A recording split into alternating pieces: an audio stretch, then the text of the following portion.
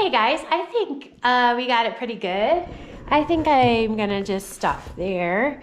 Obviously my blue, my purple is not as true of a magenta as I would like it to be because I wasn't thinking about it, and I just used this phthalo blue that has the green tint, and I could have used ultramarine, but I wasn't thinking about that. But I think that once I added all the shading, it brought out the purple color. So I think it's okay.